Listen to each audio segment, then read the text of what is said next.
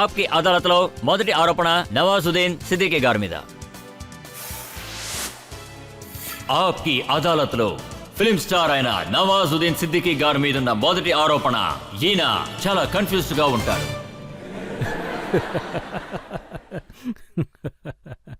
సిద్దిక్ గారు, మీ చరిత్ర మొత్తం చూస్తే మీరు ఎంతో టాలెంటెడ్ యాక్టర్, బాగా యాక్ట్ చేయడం తెలిసినవారు, మీకు అద్భుతమైన ప్రతిభ ఉంది, అలాగే ప్రజలు కూడా ఆదరించారు. కానీ మీ జీవిత కథ చూస్తే మీకు అసలు ఏమీ తెలీదు. మీరు గోళీలు ఆడేవారు, అలాగే గాలిపట ఎగరేసేవారు. అవును, నేను గ్రామంలో ఉన్నప్పుడు ఎగ్జాక్ట్లీగా 2-3 గేమ్సే ఉండేవి. అవే ఆడేవాళ్ళం, చాలా బావుండేది. ఆ తర్వాతే తెలిసింది అందులో చిన్న చిన్న పనులు చేసినట్టయితే చాలా బావుంటుంది అని. ఆ తర్వాతే నేను మీ జాబ్ రియలైజ్ ఏం అయ్యాను చేసేవారు? అందులో. ట్రక్ వెనకాల పరిగెత్తుకుంటూ వెళ్ళి చెరుకు గడల్ని దొంగలించేవారా? అవును, మా గ్రామంలో ట్రక్కులవి వెళ్ళేటప్పుడు వాటి వెనకాల్నించి చెరుగ్గడలని లాగేవాళ్ళం. వెనకాలున్నోడు వాటన్నిటినీ కట్టగా కట్టి అన్నిటినీ పంచుకునేవాళ్ళం. తర్వాత ఒక అమ్మాయికి మెసేజ్ ఇవ్వడానికి గాలిపట ఎగరేసేవారు.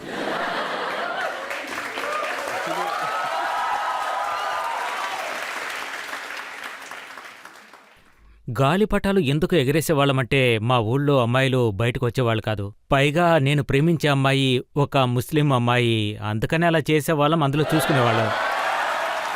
నేను మా ఇంటి పైనుంచి గాలిపటాన్ని వాళ్ళింట్లో పడేలా చేస్తాను, అందులో ప్రేమలేఖ రాస్తాను, కారణం అక్కడి నుంచి బదులు రావడానికి. కానీ అక్కడేం జరుగుతుందంటే గాలి దిశ మళ్ళుతుంది.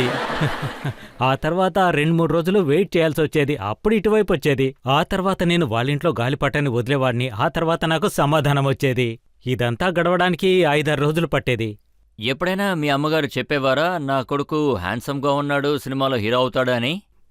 నేను మొదటిసారి ఈ విషయాన్ని మా ఇంట్లో చెప్పినప్పుడు మా వాళ్ళు, నాకు బాగా కావలసిన వాళ్ళంతా, చాలా ఆప్తులను అడిగితే వాళ్ళు ముందు నీ మొహాన్ని అద్దంలో చూసుకో అన్నారు. సో ఇలాంటివి నేను ఎన్నో ఫేస్ చేశాను.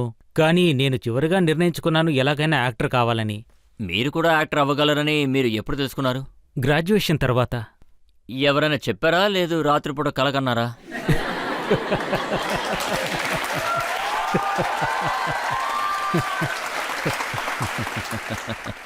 యాక్చువల్గా నాకొక వ్యక్తి థియేటర్ చూపించారు. So actor and audience chemistry చాలా ప్యాసినేట్గా ఉండేది. ఆ తర్వాత ఏదేమైనా నేను యాక్టర్ కావాలని నిర్ణయించుకున్నాను. అందుకని ఉన్న జాబ్స్ అన్నింటినీ వదిలేశాను, కేవలం యాక్టింగ్లోనే దృష్టి పెట్టాను. కానీ మిమ్మల్ని మీరు నాశనం చేసుకోవాలని ఫుల్ ప్లాన్తోనే ఉన్నారు. ఎందుకంటే యాక్టింగ్ క్లాస్కి వెళ్ళేటప్పుడు మీరు ఒక వాచ్మెన్ ఉద్యోగం చేశారు, తర్వాత వాచ్మెన్గా మారిపోయారు. ఎందుకంటే థియేటర్లో డబ్బులేమీ దొరకవు కదా. So side by side survival కోసం ఏదో చేయాలనుకున్నాను. సో అందుకోసం ఉదయం 9 గంటల నుంచి సాయంకాలం 5 గంటల వరకు ఈ పని చేసేవాణ్ణి. ఆ తర్వాత రిహార్సల్ మండియా హౌస్లోనే మేమంతా కలిసి చేసేవాళ్ళం. అప్పుడు నేను డబ్బు సంపాదించాను, రిహార్సల్స్ కూడా చేశాను. మీరు విజయం పొందిన తర్వాత మీరు గ్రామానికి వెళ్ళినప్పుడు ప్రజలు మిమ్మల్ని ఏమైనా అన్నారా, ఆహా ఇతను చాలా మంచి పని చేశాడు అని? ప్రారంభంలో నేను చిన్న చిన్న రోల్స్ చేసేటప్పుడు, మా ఇంటికి వెళ్ళినప్పుడు, మా గ్రామానికి వెళ్ళినప్పుడు నాకు కాస్త అవమానంగా అనిపించేది. మా ఊళ్ళో వాళ్ళంతా ఏమనేవాళ్ళంటే, నువ్వు అన్ని సినిమాల్లోనూ దెబ్బలు తింటావు అనేవాళ్ళు. ఏటి తన్నులు తిని ఊరికొస్తున్నావా, సిగ్గులేదా అనేవాళ్ళు. సో అప్పుడే నేను డిసైడ్ చేసుకున్నాను, మంచి రోల్ దొరికే వరకు నేను తిరిగి ఊరికి వెళ్ళకూడదని.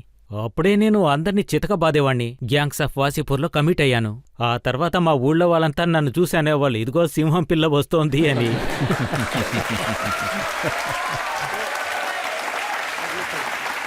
మా ఊరి ప్రజలకు సినిమా చూసే దృష్టి కాస్త వైవిధ్యంగా ఉండేది.